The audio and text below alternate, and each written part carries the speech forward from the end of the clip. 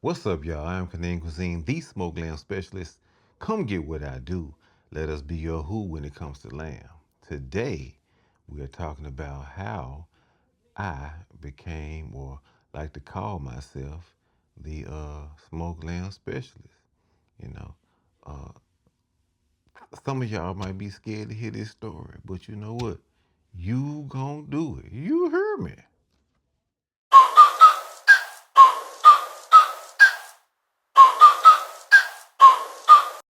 All right, here we go.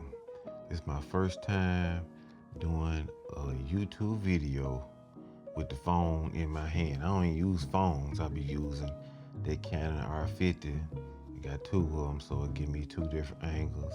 And just digital cameras just look better than a phone. Sometimes that phone be whooping them cameras, but for the most part, them cameras gonna do the job. Uh, so I had a situation where it's too much going on at the house, and I made a commitment to me to make sure I show up every Monday at 6 p.m. So I try to eliminate all excuses, and I couldn't say I ain't have nowhere to shoot because folks doing stuff they got to do. Because I got a family. Certain things need to be done on it's Sunday. Well, tomorrow gonna be Sunday. Whole lot going on. Girls, her got to be done, and XYZ. So there's a whole lot going on in the house. So I can't let there be no excuse for me not to make no video. This video might not get no views. You know what I'm saying? It might not be popping, but I wanted to keep my commitment to myself. Somebody might find value out of this, and that will be great. But what we're talking about is how I came to call myself the smoke lamb specialist. Like I said, if you saw my other testimony videos, you know that 15 years or so ago, I wasn't cooking nothing. I am in the picky club. I'm in there way deep. So me cooking lamb, that's something else. But like how I started in my other videos, I tell you I started by watching British chefs. That's all I used to watch was the British chefs, and they used to cook lamb all the time, and they'll cook it in the stainless steel pan, and then they'll put the little butter and herbs, and they'll make a little sauce and all that. And me not knowing, that other people cook lamb too. I was like, that's what you had to do. These folks chefs, I ain't. So whatever they do, I just be obedient. I'm gonna come home. I'm gonna put my lamb in the stainless steel pan, and then I might try to make a sauce. I might not, cause I couldn't read no recipes back then. It took me time to learn how to read recipes, but now I can read any recipe. I can see what they doing in my mind before I even do it. Cause I done read so many recipes, I done tried so many recipes. It really ain't no thing. I can already see how this gonna turn out for me from a picky person's point of view. So especially in the beginning, I was reading like 100, 150, 200 recipes a day. Cause I be at work 12 hours, and if we had downtime, I'm so excited. I'm just reading recipe after recipe. I'm saving them junks, and when I give me some money, I'm gonna try it. So I'm reading a whole bunch of recipes. That's how I learned how to do a lot of cooking. Cause I got years of recipes just saved. You know what I'm saying? Cause I vet them junks. I read them from top to bottom, and I just see it in my mind. And me being picky, I take out and put in what worked for me. I might take a challenge and try to do something new, a new ingredient, something like that. But I just try to make it fit for me, and I try to encourage whoever watches me on YouTube that you can make something fit to you, especially being picky. That's important because texture is important. Some people don't like hot. Some people do. All them things. But while you cooking, you in control. You know what I'm saying? You can control the outcome all day long. So, that's what I want to help people with. I want to bless people with having the option to have control with stuff that you be cooking, because you in control. Because if you pick it, I know you eating the same thing all the time. All the time you eating the same thing. You tired of eating that same thing. I know. I done suffered for years. You hear me? You can be free and try some more things, have something else to giggle about every week. But back to my story now. Now years ago, 15 years ago or so, I just was doing what them British chefs was doing. And then one day I said, man, I'm gonna throw that junk on the grill. I'm gonna put it on the grill. I had a little a charbroil. You know what I'm saying? It was my first little barrel junk. It didn't have the side smoke. It just was a barrel. You know what I'm saying? So you had to put your charcoal all in there. You had to cook on top of the coal. You know, you can kind of do a indirect, but that coal still hitting that meat up. You know what I'm saying? You can't just really put a lot of stuff on there if you trying to do an indirect method. And then, you know, some people, Memphis people cook over the top of the coal. They just doing it. But when you cook over the top of the coal, you gotta stay out there with that meat. You can't leave, you can't go walk off, you can't go giggle, you can't go make you no drink, you can't do nothing. You got to be on that grill when you got that charcoal under that meat. You know, but that's the real Memphis style. Memphis style, people putting that meat on top of that grill. People put meat on top of that charcoal, and you gotta stay there with it. And it has an amazing flavor when you do it like that. But I ain't trying to be watching no meat like that. So I did the best I could with the grill method, which was fine. You know, I was doing first I was doing directly over the coal because I thought grill marks was important. You know, I thought grill marks was everything, but they not. You know, grill marks ain't nothing. Then I started doing the indirect method. You know, I thought I was doing a little something. I was trying different marinades out. You know, some would win, some would be okay. You know, some would just be some straight L's. But you know, they always say that the most successful people fail a lot, and failure is information. So that means successful people have a lot of what? Information. So I took a whole lot of L's. I did a whole lot of failing, and then one day I decided to go ahead and get me a smoker with the smoke box on it. So that solved my problems of having to worry about trying to do the indirect method, but that fire still licking my meat up on one side. I now can put a whole bunch of meat on the grill. I can walk off, do something else, come back. It's just a controlled environment. The end results look better. The color is awesome when you do it like that. And so once I got the smoke in my meat, you know what I'm saying, I just had more control. And you know, I keep saying that I read so many recipes from around the world. Now this just not regional stuff. You know, I'm reading from all around the world because I wasn't loyal to nothing because I was picky. I wasn't doing no cooking. I didn't have no style or nothing. So whatever recipe I ran across, I read it. It don't matter where you was from, you know. So I got exposure, you know, through recipes to have a whole lot of ideas. So I just started trying all my ideas on this lamb. And you know, some was some L's and some was 5, you know. So I just narrowed it down to these 7 recipes that I think are 5. I think they are very delicious, well executed. Some of them good for picky people, some of them good for adventurous people. But I've done a lot of experiments, so that's why I call myself a smoked lamb specialist, because that's one meat that I put a whole lot of focus into, and you know, I just tried some things with it, and you know, I got some recipes that work.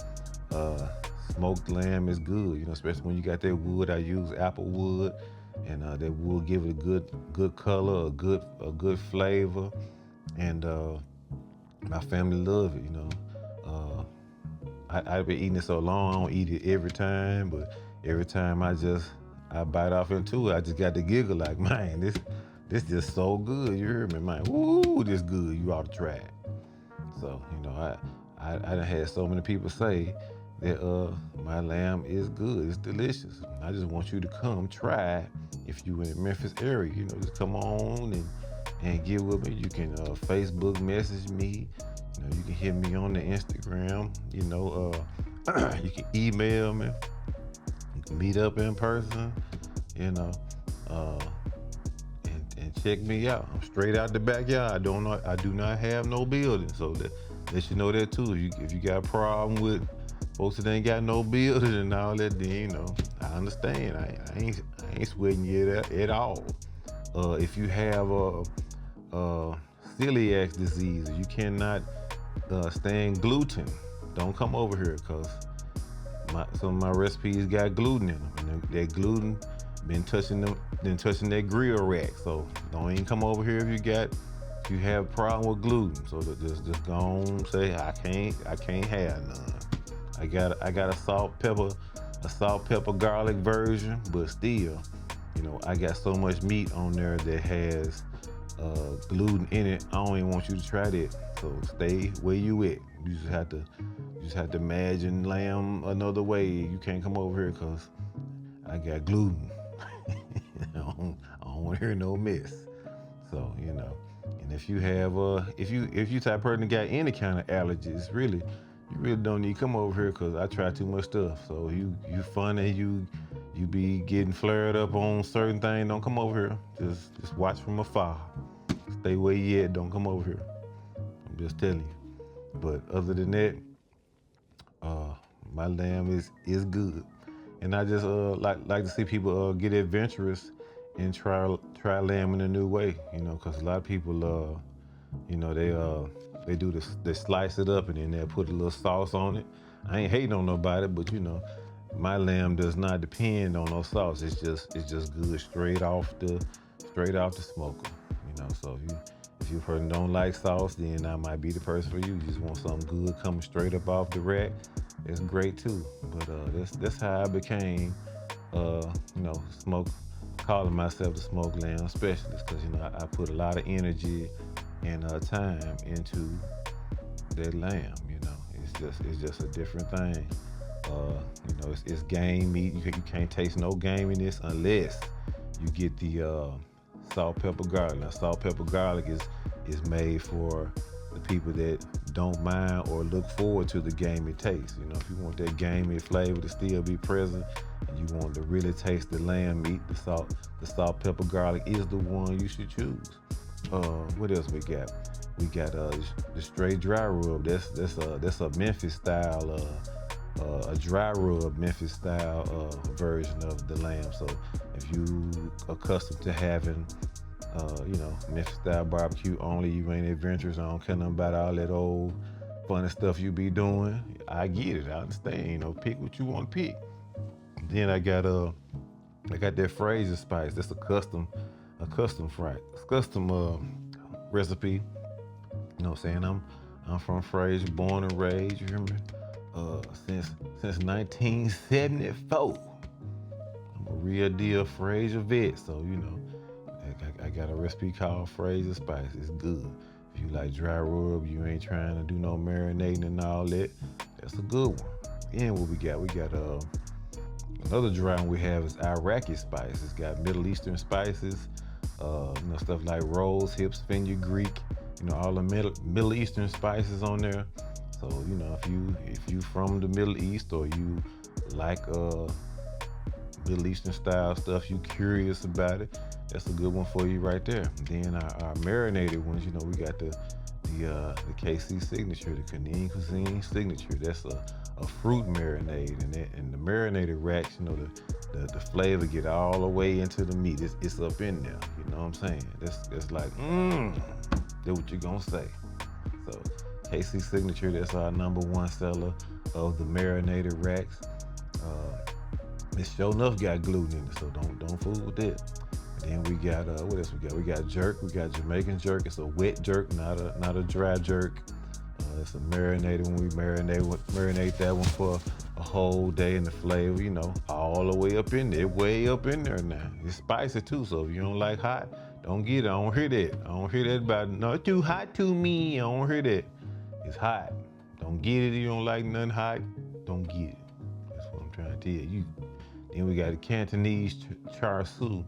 That's a a Asian style lamb. You know, it's marinated in the char siu marinade, and for a whole day, and then we smoke it out on the grill till it turns to a lovely candy red. You know, the marinade look like blood at first. You know what I'm saying? You gonna see it, be like, oh, I don't want that. Once that junk cook in, ooh boy, it's so pretty. Just like that KC signature. It look ugly. Boy, you cook it, but when it get through, that orange flavor, that orange candy that develop on that thing, ooh, that jerk, it don't look like nothing at first, but once it get done and it get that color on there, ooh, good. You hear me? So, check me out. I'm looking forward to it. And also check out my other video, cause like I like to travel the world. I can't stand being around the same thing all the time. I gotta have something new. I can't stand the same thing. I'm talking about, I go crazy. I got to see something new. It's a whole lot of stuff in this world, and I be trying to try it. And then, I be trying to tell y'all about it as well. But like as always, if you made it this far, you fool with me. And I thank the Lord for you every time. Every time. And guess what? I get to have a cooking show right now. Amen to that. And I ain't popping my collar. I'm just saying, I'm just thankful to the Lord that he kept me going, to keep on pursuing this thing. This is my dream, to have a very a good, real cooking show. I believe I can do this. I believe I was made for this. And I like giving to people, especially the Picket Club. You know what I'm saying? I really like their crew, and we together. You know what I'm saying? You, me, I'm you. And I love this, and I thank the Lord that the Lord gave me what I need. I have everything I need to do this. I just got to show up. I just got to do the work. The Lord made it happen. You hear me? Woo! I'm talking about, I didn't have nothing to do none of this stuff with at first. But slowly but surely, he made a way. And I'm thankful. I have it right now. You hear me? All I gotta do is show up and do what I say I'm gonna do. And it'll be all right. I'm gonna be cool. But I think if you made it this far, I know you fool with me. Some of y'all gonna be scared to try the stuff I be doing, but you know what? You gonna do it. You heard me.